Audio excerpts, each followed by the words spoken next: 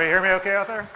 Good, good. Well, it's great to be here today. We've got, I think, an incredible panel. You guys are going to really enjoy this. Obviously, smart cities is a pretty hot topic right now, and you're seeing, when you go out and look at the floor, you're seeing lots of great solutions that are available, but we've got just an incredible cross-section here that I think you're going to really enjoy what we're going to be talking about today. So, I've got kind of going down the road here, we have Mayor Kasim Reed, who is the mayor of Atlanta. We've got Bhatt, who's the CIO for the state of Illinois. And we have Mayor Sly James, who is the mayor of Kansas City. And I am your humble moderator, so it's great to be up here with this esteemed colleagues. So I guess just to go ahead and jump right into it. Smart cities is a word that's thrown out quite a bit, but love to kind of hear from your views. What is a smart city to you, or a smart state, and what is kind of your vision for where you want to take this? And here, Reed, you want to start us off? A smart city really is the technology platform that's going to allow cities around the world to absorb all of the people who enjoy coming into them. Yeah. We've moved into a point in the world where the majority of the population is moving towards cities, and that number is only increasing and increasing and increasing. That's over a very old framework. So I was in Dublin, Ireland last week, and you can see that there's going to be a very pressing need for the use of technology so that costs don't soar and push people out who've lived in cities for long times. So the question becomes, how do you accommodate this radical change without passing that cost on to consumers at alarming rates and forcing people who spent their entire lives in cities out? So I view smart cities as cities that meet these challenges using technology platforms so that you don't have to significantly increase the size of your workforce, and so that you don't have to raise the rates that people have to pay in order to live in cities. And if technology is helping us take that on, and if smart cities technology is helping take that on, I think that is very worthwhile and noble. Absolutely, I agree. Arctic, how about you? What's your vision? Well, I would think from the perspective of people, process, data, and things, and bringing all of those things together. And idea is all of that has to connect back to the outcomes, and for us, the outcomes have to connect back to the overall vision of where the state wants to go. Illinois, for example, wants to be competitive and compassionate.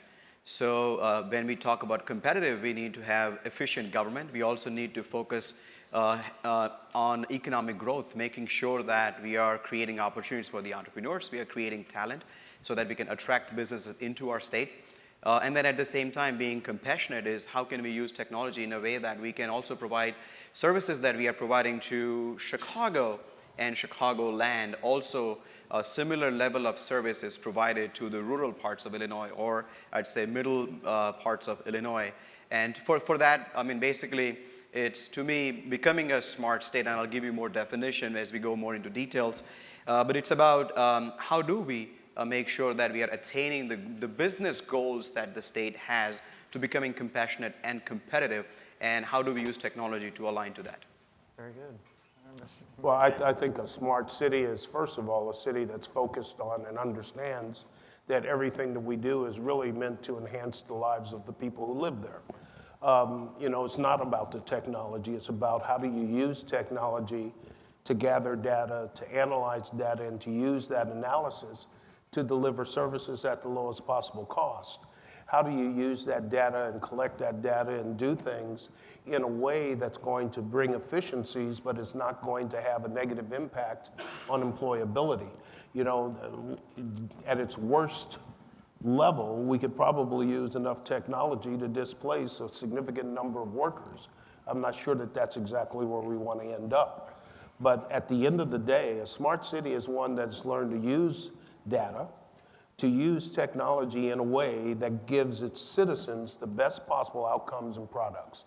Because nothing else matters, as far as I'm concerned, other than the quality of life of the people who live in the city. That's what all this is about.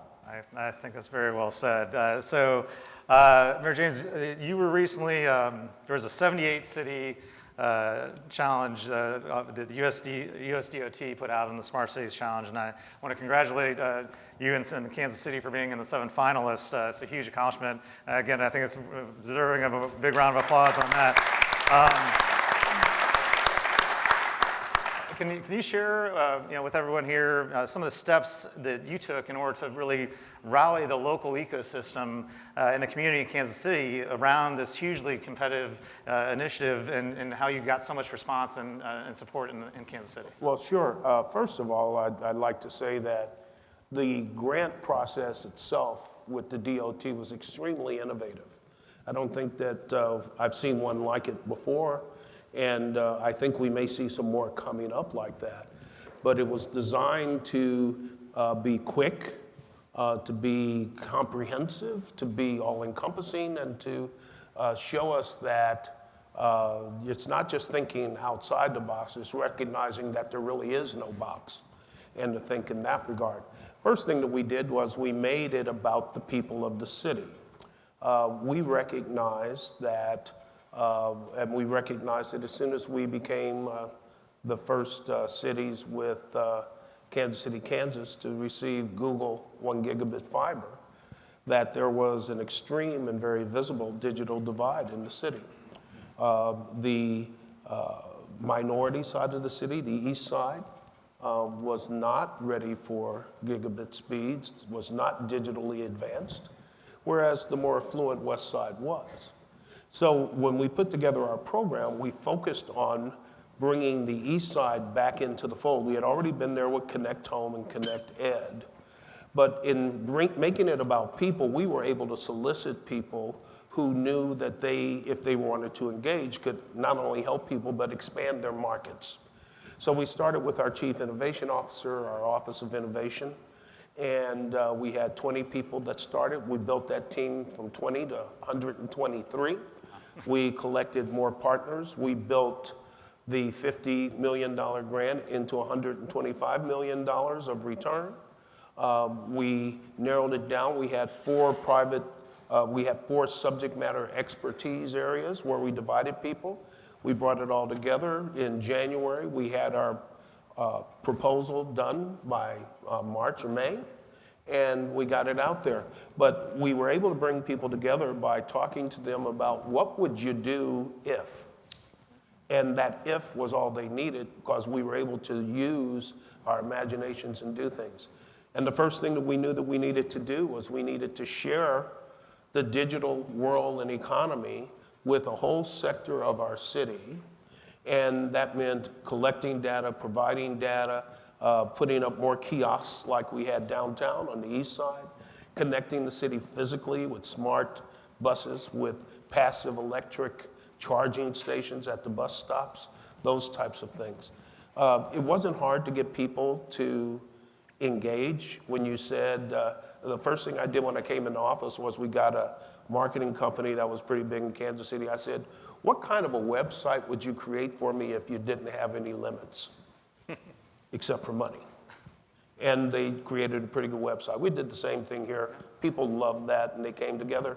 We had a great team and a great proposal. Oh, that's a great story. Great lessons on that. So Mayor Reed, I'm located in Atlanta with you, and so I get to see up close and personal a lot of great work that's underway there.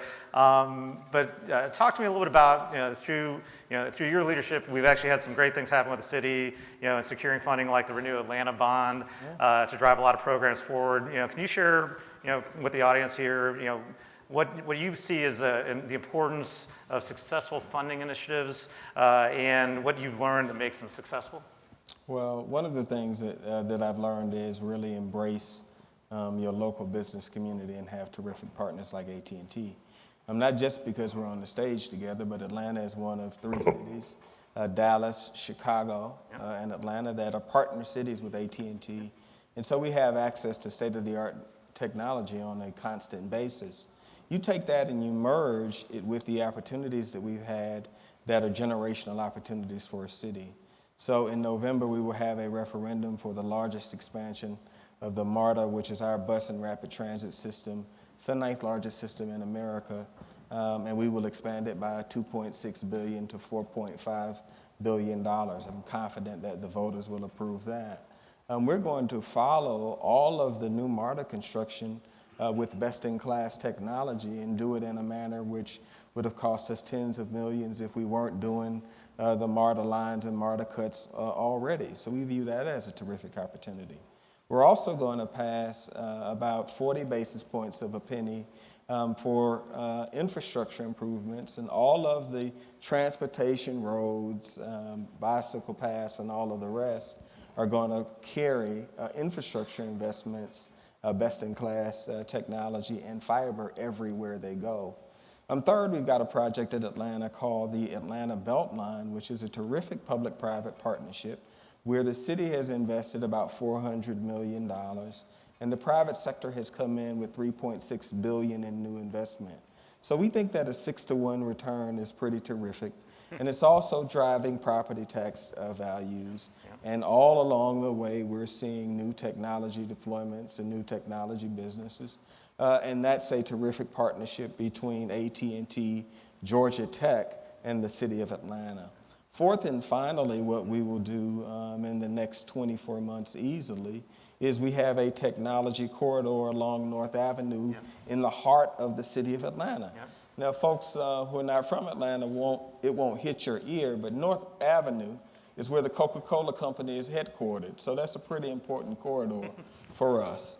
It also has Georgia Tech on it, and it has a shopping development that the city developed in partnership called Ponce City Market. That's one of our biggest tourist attractions in the city. That entire corridor will have more technology and more sensors deployed on it than any other corridor in the state of Georgia. And we literally will be accumulating massive amounts of data with the most talented people we have in the space, helping us to analyze it and then make good use of it. So that's what my next 24 months looks like. Just a few things going on, right? Just a little bit. And I know one of the other side benefits of that North Corridor project is also around the safety side of really trying to make sure that the multimodal transportation is really getting the data about how we make that a safer corridor as well, right? And also getting more cameras for our police officers, because the bottom line is that cameras are force multipliers. We're up to 7,500 cameras that go into our video integration system in Atlanta. And that's one of the reasons we've been able to reduce crime in our city by 29 points. Fabulous. So, Mr. Bhatt, you've got a unique perspective here. Obviously, coming in, previously working as the director of smart and connected ecosystems and the Internet of Everything at Cisco, and now going into the CIO role for the state of Illinois. You're really the first one that I've heard out there talking about the smart state concept. So, talk to me a little bit about, you mentioned a little bit at the beginning, but how do you get to that smart state, and how do you work across all the different cities and all the citizens across the state to make this vision a reality? Definitely, Chris. And I think coming from the private sector has its distinct advantage because I very clearly understand what drives the private sector, right? I mean, I was on the other side, so I know at the end of the day, it's the bottom line. It's the revenue targets and how you meet those targets. How do you sell what you have currently on the shelf and make your targets? But at the same time, that also helps me understand that, from the vendor perspective, how do we protect ourselves in a way that we don't get siloed? Because it's very easy if we are siloed to sell solutions to us, point solutions. Transportation, hear the solution, build the network, and get the whole solution. On the same token, I also understand that private sector wants to give back. Private sector wants to get engaged. There's a tremendous civic kind of focus in the private sectors. How do we harness that for the public sector? And then working globally for Cisco, I've seen across the globe, whether it is Tokyo, Rio, or Jakarta, or Dubai, or Singapore, it's basically smart cities have focused a lot on cities, which with dense population, obviously because that's what gets you higher ARPU, just much, much better in terms of selling solutions. But then if we think about Illinois, we have about 8 million people that live in the Collier County areas, which is 6 counties in and around Chicago. But then 4.2 million other people live in other 96 counties. So when we think about smart cities, Chicago probably will not have a problem, but if you want to take that solution of smart lighting, just for an example, out of Chicago into a suburb which only has maybe 1,000 light poles, who cares? And then even take it further out in rural, maybe 100 or 500 light poles, who cares? But we do want to care. We want to make sure that those solutions are available. So what we have done at the state level is we have identified 3 roles of a state government that a state government needs to play for a state to become smarter state. Role 1 is government as a customer. I mean, if you think about a state, we do manage transportation, we do have public health, we do have public safety, we do have corrections. So all of the solutions that are built for cities or the municipalities are directly applicable to a government. So we need to be a good customer. So we have, across the board, we have brought 11 agencies to work together in a center of excellence. So we need good governance to make sure that all of us are working together. Number 2, as a state, we need to play a key role as an enabler. Now, I'm not using the word regulator because we can also use that word because states do that, the federal government does that. In fact, I was in DC speaking to the Federal Department of Commerce last week, and one of the points that I tried to make to them is that don't regulate until you know what is it that you're trying to regulate in the IoT space. So what we are trying to do is focus on enabling smart cities across the state and also enabling the IoT. And how do we do that? We do that with increasing or incentivizing entrepreneurship through the angel tax credit, through investing in incubators, through getting the universities connect with the commercial sector so that we can do tech commercialization. Illinois has 2 fantastic labs, Argonne National Lab and the Fermi National Lab. How do we take the developments out of there and commercialize that and then run the entrepreneurship and also focus on talent?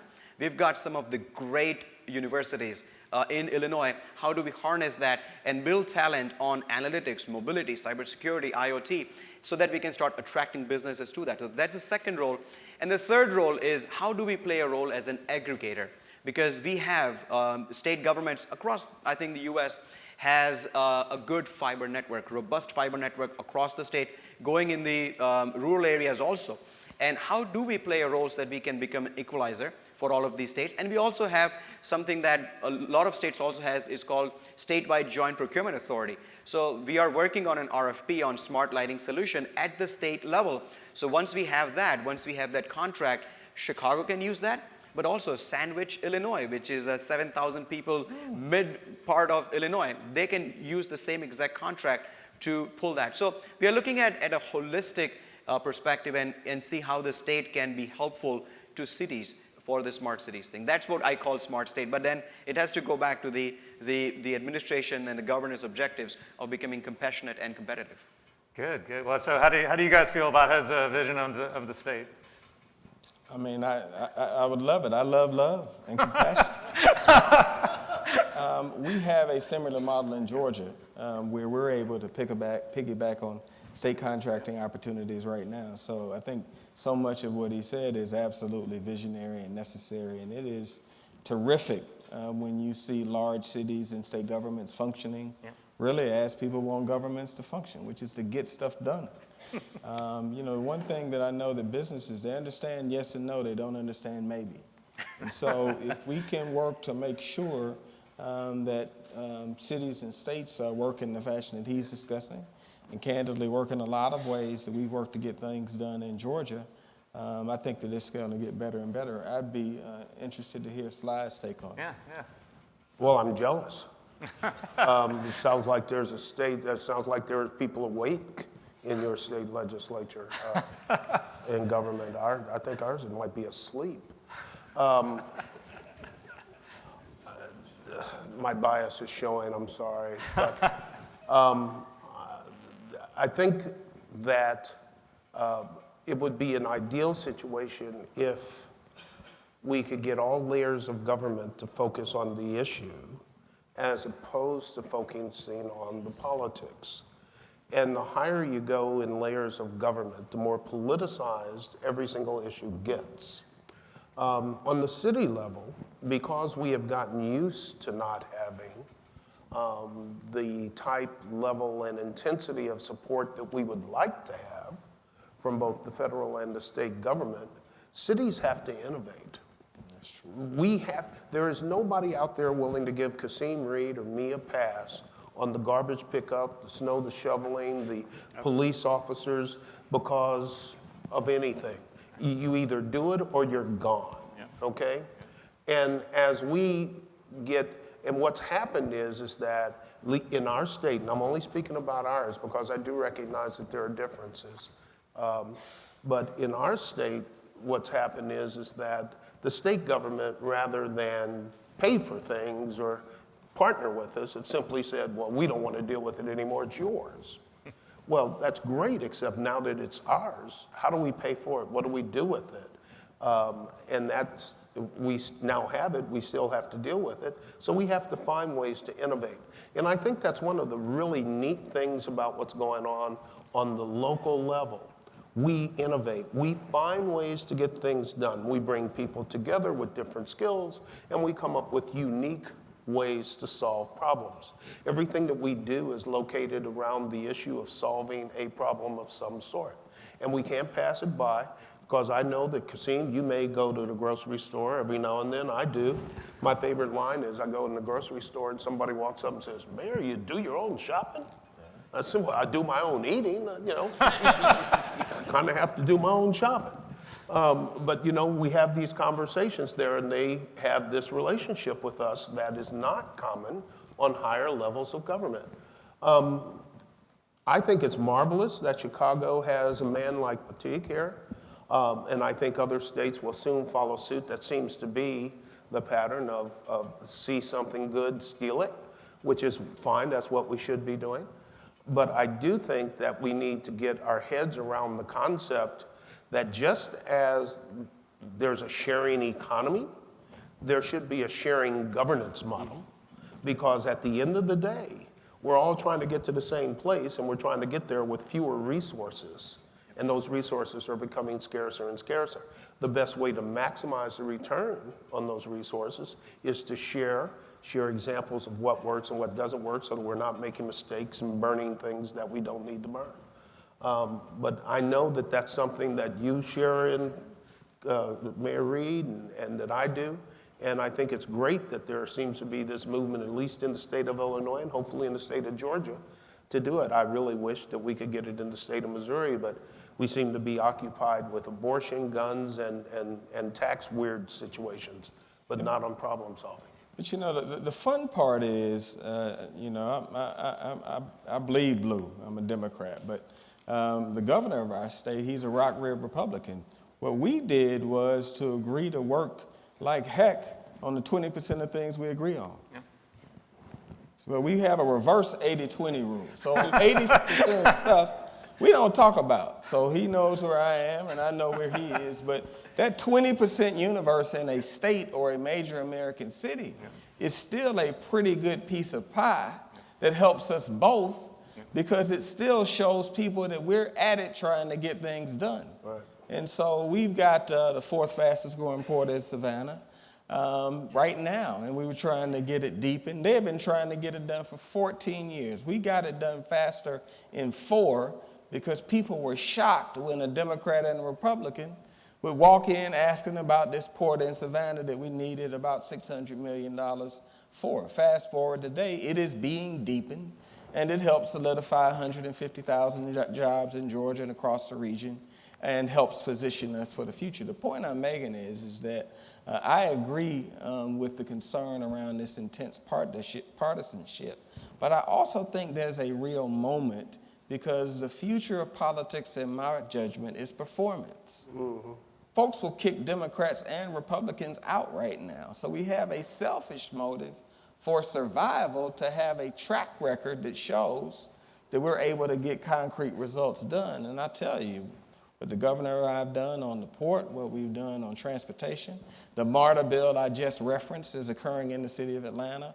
All of you know that that couldn't have been authorized without the governor authorizing the vote on the transportation expansion. What has he gotten? He's gotten State Farm with 8,000 jobs. He's got Mercedes-Benz headquarters. He's got Pulte Homes, the second biggest home builder's headquarters, right downtown. He's got Coca-Cola moving 2,000 jobs downtown. He's got Kaiser Permanente moving 900 jobs, WorldPay moving 1,200 jobs, NCR moving 5,000 jobs. That's something that dog will hunt with Democrats and Republicans, right? Because I think the future of politics is performance. Amen. In Illinois, I'm just to Mayor's point, we have a Republican governor, and we have a supermajority for the Democrats in the legislature in both House and the Senate. And they don't agree on a lot of things. I don't know if we have any Illinois legislators here or people are tracking that. But one thing is we have been able to successfully, I would say, depoliticize technology. And I'm a prime example of that. I told this to the governor when I was called in to ask if I would take the job. I have worked for Mayor Daley. I was a CIO for City of Chicago 2006 through 10, and he's a Democratic mayor. Mm-hmm. The governor is a Republican governor. So it's basically technology, to me, is nonpartisan. It's not even bipartisan, it's nonpartisan. It's there to create opportunity, it's there to create bridge, it's there to create the digital divide, bridge the digital divide.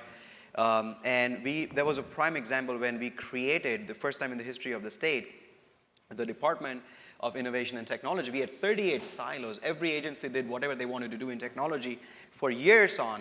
And earlier this year, the governor signed an executive order to create the department, and the legislature supported that in both House and Senate. So it's we have been able to successfully depoliticize technology and the benefits that come out of that. And to Mayor James, your point, absolutely, we love copy and configure. Mm-hmm. There are good things happening everywhere, and we work with the likes of the Smart Cities Council and the IDCs and others to create case studies or work with others to make sure that not only we are telling people what we are doing, but we're also learning from what others are doing. And the National Governors Association is also another area that we have, another entity we're working with to create kind of a policy academy around smart states so that we can proliferate more states copying from us. We have copied a lot from other states in the last year and a half. Right. It's time for us to give back. That's great. Well, so then let's take it up to the next layer. What are your views on what should the federal government be doing to drive adoption of these smart city solutions across the United States? What are your views on that? Can I go as a neutral, non-political person? No, I think the federal government, at least this administration, has done a lot in terms of everything that's happening with the U.S. Digital Service Program and the Jobs Act and everything else. So investment is much more free-flowing than it was a few years ago in the entrepreneurs. So we see those fruits of those in cities like Chicago, even in Champaign-Urbana, we see those in U of I. We see the results of investment. Entrepreneurship is really, there are more successful entrepreneurs than before. And I think the White House also has a smart cities focus. There's a person named Dan Correa who is running the smart cities program for the White House and the NTIA. I think where the federal government can focus is a little bit more funding. I think federal government's got, they can borrow, but they still are the biggest funders. When I go back to my days in Chicago, there was this BTOP, the Broadband Technology Opportunities Program, BTOP funding from the stimulus. I believed that there was not enough. Australia spent $31 billion to lay out broadband in Australia, and the US government comes up with about $7 billion. I don't think that's enough. No. The government needs to step in that, and I think whatever the current administration is doing, they need to continue doing that in the next so that the entrepreneurship doesn't kind of get into reverse. I think there's two things that the federal government can do. First of all, it can recognize that there are infrastructure needs in this country, but infrastructure can no longer be thought of as simply putting down the next coat of asphalt and patching a bridge. Infrastructure now means that you have to account for digital infrastructure and fiber infrastructure, the infrastructure of information. One place where the federal government, I think, has been helpful, can be even more helpful, is in recognizing that all of the things that you want to do on the state level, we want to do on the city level, people out here want to do on the private level, are impeded to some extent by the inability to find enough people with the right skills to move the product and the stuff along. So we have to find ways to train people. Our educational system has not done the world's best job of turning out world-class educated people in the sense of they can tackle the technologies and the onslaught of technology today. In order to fill that gap, we need to have some program like Tech Hire. Tech Hire is a program really designed to attract and work with people who have been long-term unemployed as a result of the recession, to bring their tech skills up to snuff so that they can re-enter the job market and perform.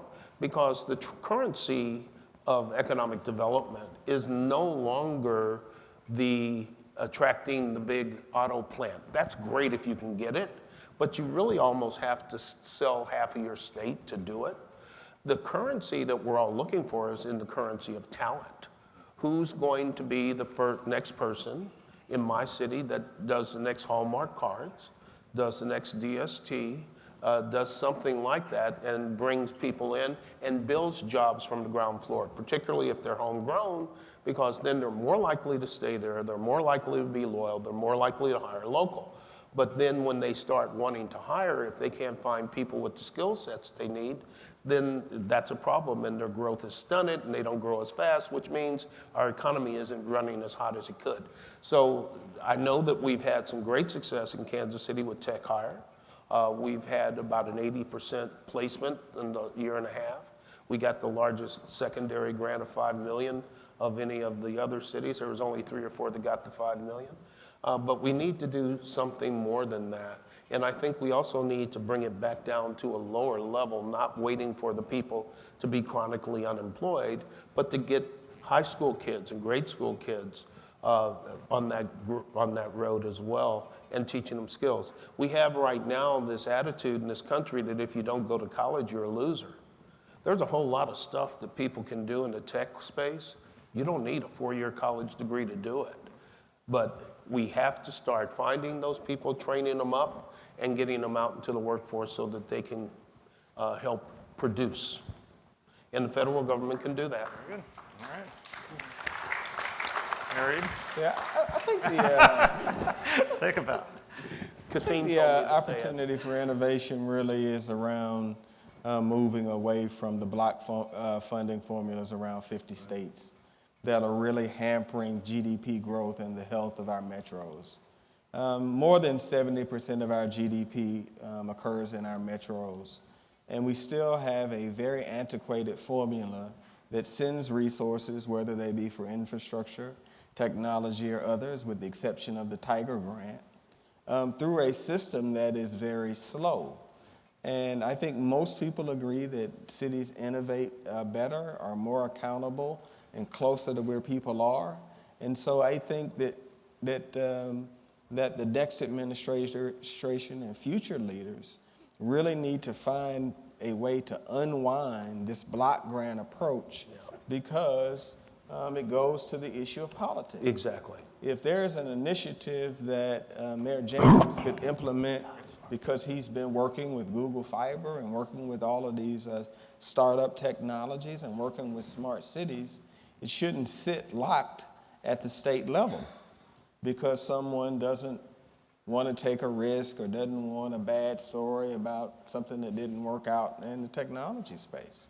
And so I think the biggest thing that could happen in order to get that extra point and a half of GDP growth beyond infrastructure, both digital and hard in America, really is for us to start unwinding this old notion that we should just spend money through the 50 states. If cities just had 10 points of it, 15% of it. If you think of the American Recovery and Reinvestment Act that helped stabilize the country and prevent us from going into a Great Depression, only 10% of it was spent on infrastructure of the $734 billion. It yielded 35% of the number of jobs that you could then go and verify. And so the point I'm making is I think that that's really we're all thought leaders, and everybody in this room is a thought leader. We really need to be pushing folks to say that, if we can get a 25% share that goes down to cities and metros, it's going to be terrific for all of your businesses, because you all know it takes states, with the exception of my colleague here, and the federal government forever to spend money. Yeah. Right? So it's unhealthy on multiple levels. It's not good for capitalism. It's not good for our technology community.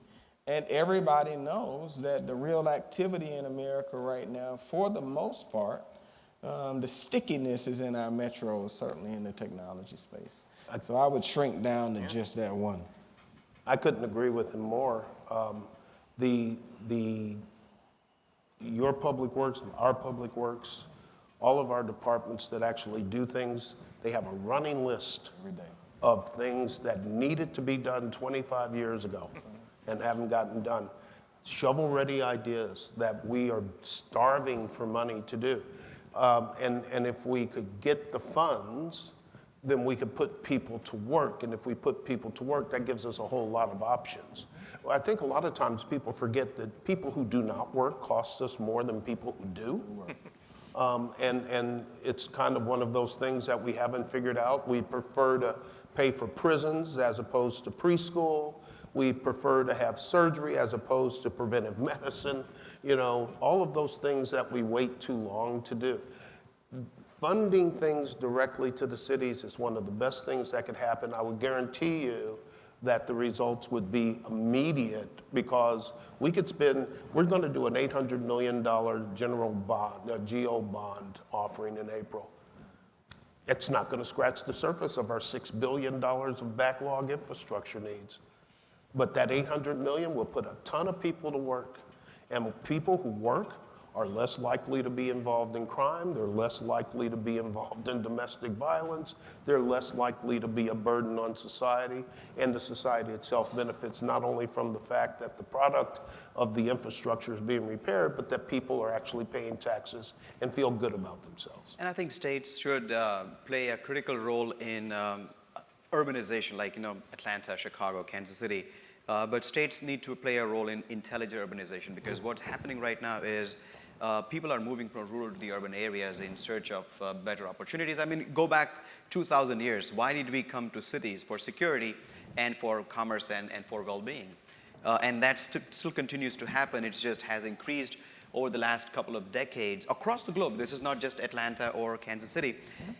What the states need to do more is, how do we create opportunities for people for them where they are, so that they don't have to rush for better opportunities to the cities? How can they do that? How can they get them the same amount of health care, the same amount of level, the quality of education where they are, as opposed to having to go to Atlanta, having to go to Chicago for those things?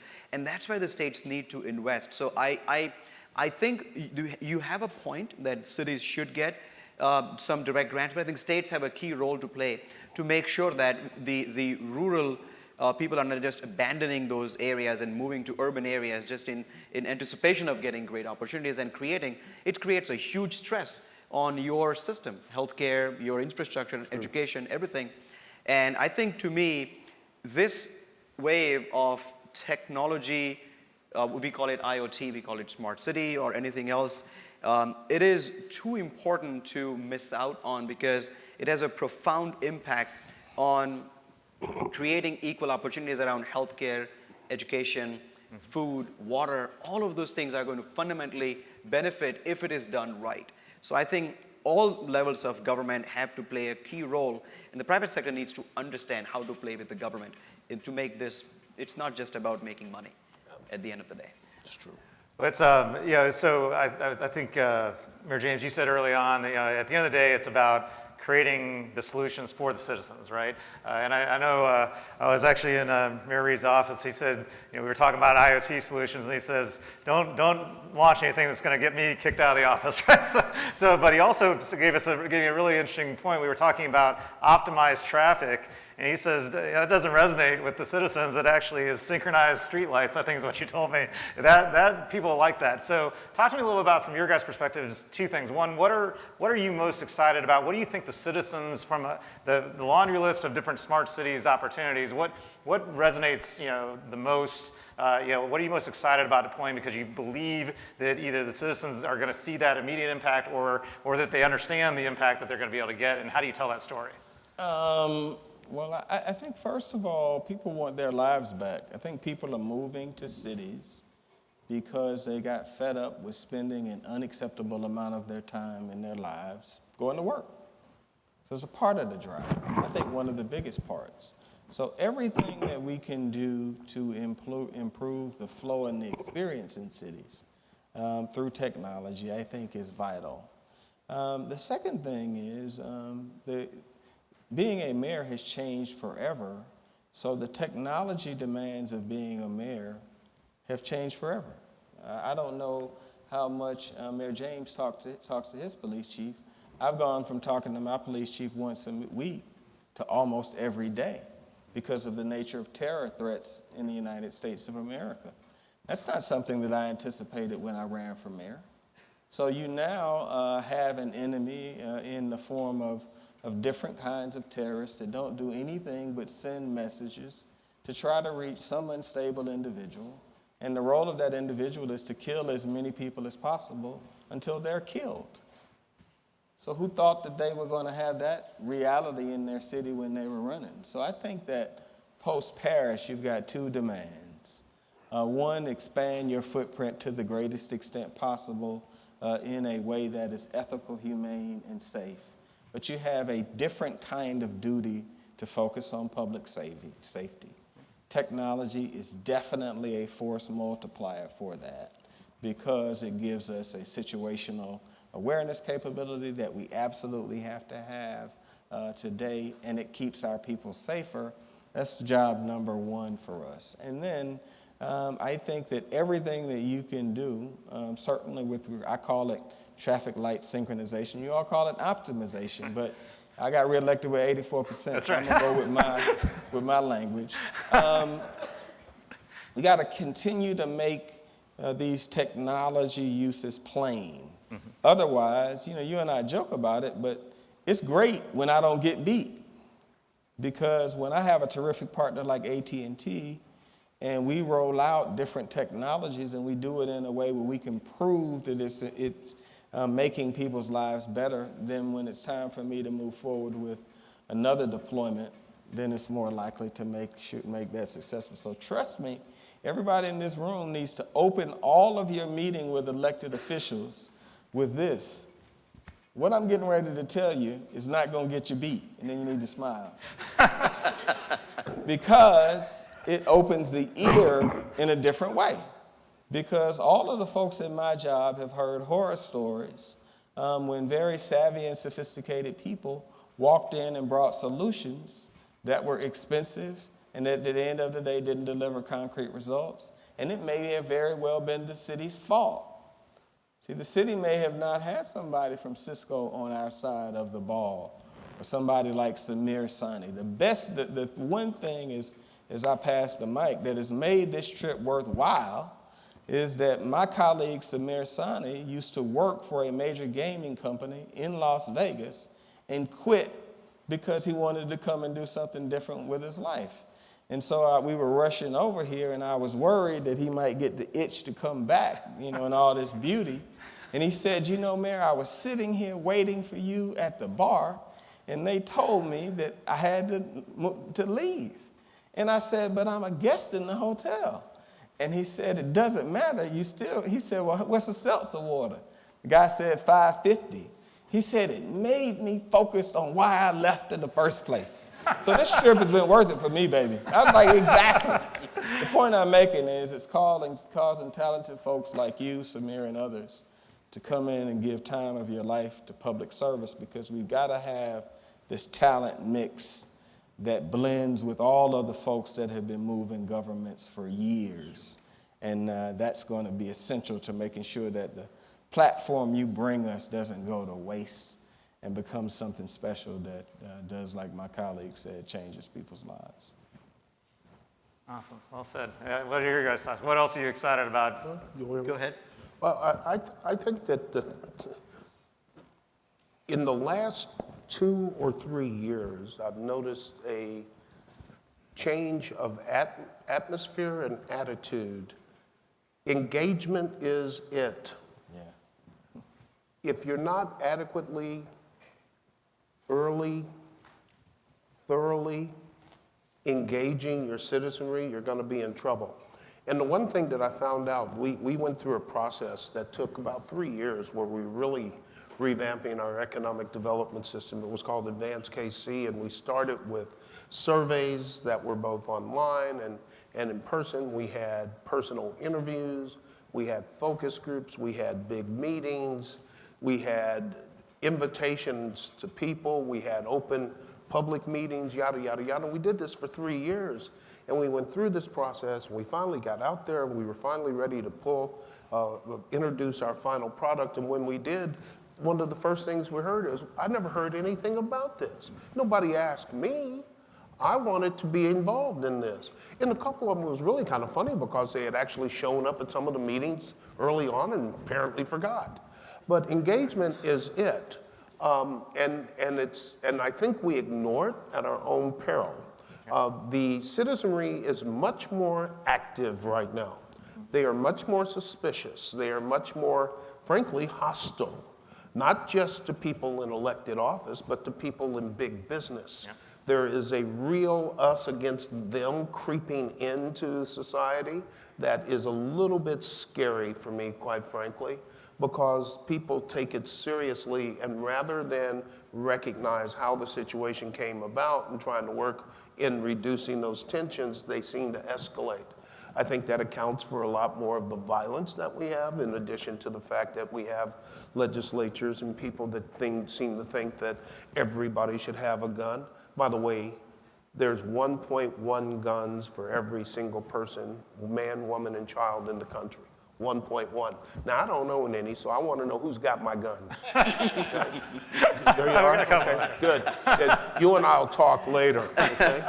But finding ways to engage your citizens in such a way that the engagement leads to positive outcomes, does not slow down the agenda of continuing to build cities and keeps them on board, is absolutely vital. And I think it takes time. We've had a couple of major projects derailed because the citizens in those neighborhoods said, no, we don't want it. You know, yeah, we've met with the developer 58 times, and yes, they've made 15 modifications, but it's going to increase traffic. You know, it's going to create too much density, and we don't want it. So then we're forced as elected officials to take a vote on that one way or the other. And to be honest with you, most of the elected officials are not going to tick off a huge number of citizens in neighborhoods because they know those are the ones that will mobilize against them. I think to some extent, though, we have to come to grips with the idea that part of being a leader means sometimes making decisions that people don't understand and like. And when they're right, we have to do the right thing, regardless of whether or not we get reelected. But the bottom line is that there's an awful lot of tension in that regard right now. And maybe it's all of the public, the national stuff that's stirring the dust, but I don't think so. I think it's issues like Ferguson and other things like that that have stirred up a lot of people, a lot of activism. And early activism is not yet well trained to seek results. It's really at the stage now of creating attention so that you can yell from the rooftop what's wrong. As it goes further and further and gets more trained and becomes more attuned to achieving specific identifiable results, I think will be better. But right now, the thing that I think is most important to citizens is being engaged and having somebody listen to their side of the story. So I would say from the other side, I really don't envy elected officials at all. I mean, your job is very, very difficult because you have to make decisions on the spot. You have to make decisions from all of the perspectives. Also, at the same time, making sure that you are making a long-term decision, but you need to go out back for votes in the next maybe couple of years, 3 years. And so one of the changes that I've seen that needs to happen a lot more, like people like Samir and I are coming back from the private sector into government to run technology or make these changes from being in the administration. We need a lot more business people. Not all businessmen are good in terms of running city, state, or country. But we need business people to come back into the elected part. So the governor of Illinois, Bruce Rauner, is a venture capitalist. He basically gave up his practice, his venture capital business a couple of years ago and ran for governor, won. And he thinks everything from the perspective of, yes, it has to be important for the constituents and everything else, but does it also make fiscal sense? I mean, we have kept on spending on so much that lots of state governments or governments in general have kind of forgotten about that fiscal sense of how do we spend and how do we prioritize stuff. So getting someone like Bruce Rauner as a governor who not only understands technology but values technology and values the fiscal sense. He asks me what ROI. I mean, you talked about return on investment, and that's exactly what he looks at. But at the same time, have a compassionate view of what is it going to be on the citizens. And I think that combination is going to be absolutely crucial over the next decade or two if you want to see fundamental transformation of our city, state, and federal government. So I want to do this. It's rare that you get a chance to have this type of panel up here, and so I'm actually going to we've got about 8 minutes left, and I want to throw it out to see if there's any questions in the audience. I think the first hand went back up here. Go ahead and stand up and state your question. My name is Ali Karimi, and I believe that infrastructure, we do have issues, but the other issues we do have, nobody's looking at it, is our homeless people. What are your plans for the homeless people? How are you going to provide services to them? How are you going to bring them back to the society and their health care? Well, homeless is a constantly moving target. We have been working for a couple of years towards zero homeless veterans. And just about the time we think we've got it in our grasp, there are more veterans that become homeless. We have looked at and come up with several different programs, very controversial program one of my mayor pro tem came up with in the last session. He floated an ordinance that would prohibit curbside feeding of homeless folks. That was first of all looked at as being cruel and inhumane. In reality, it was just the opposite. That type of approach and program was keeping more people on the street at times when they shouldn't have been because they knew it was an easy get, and it was harder to get them into shelters and other places where we could work with rehabbing them. We're building tiny houses where we can use as shelters and as transitional living for people who are homeless so that we can hopefully transfer them out. But here's the real thing about homeless. There are some people, believe it or not, who want to be homeless and want to stay on the street. And there are way too few programs, organizations that are prepared to deal with and to help with those issues that exacerbate the issues such as alcoholism, drug addiction, mental health issues. We can't fund 1/100th of our mental health needs. And until we start focusing on those types of things, then it's going to be hard to ever reach zero homelessness because it's a revolving cycle. And we really do need to have programs in place to treat the problem, not just the symptoms.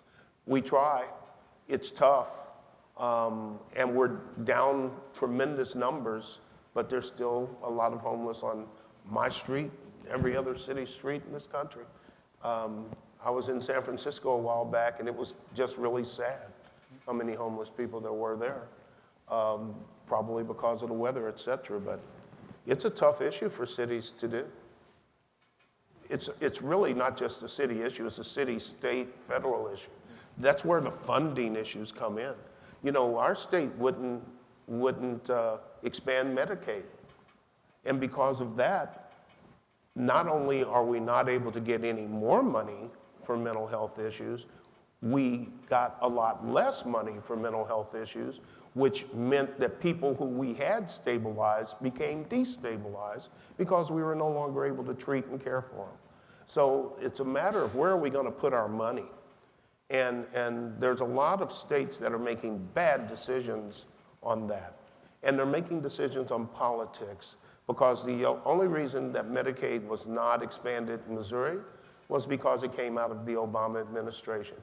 I guarantee you, if it had come out of the Bush administration, no problem. We'll get one last question right here. Yep.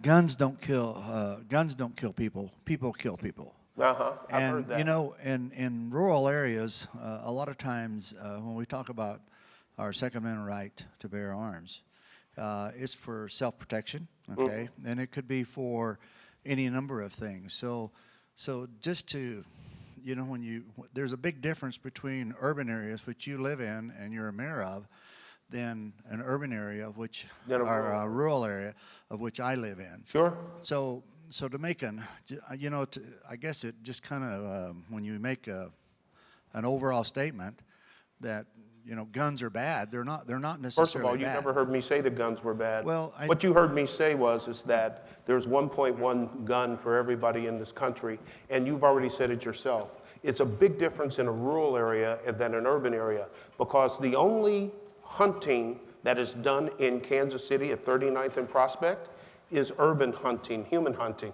I don't have any problem with guns. I was a Marine, I shot more guns than probably most of the people in this room. But the bottom line is simply this. You already said it. There's a big difference between rural and urban. The problem is that the state legislators won't let us make that difference. We can't do anything about the guns proliferating on the street where we have murder after murder after murder. I don't care about taking your guns. You can keep your guns. Everybody can. Anybody that's got a right to it and knows what they're doing, fine by me. What I'm talking about is why don't we do something to keep guns out of the hands of people who should not have them? And we all know that those people exist. So unless we're willing to say that everybody should have a gun and there is no limitation at all, then the next question is who shouldn't and how do we keep it from happening? Well, we're running out of time, and so let's bring it back.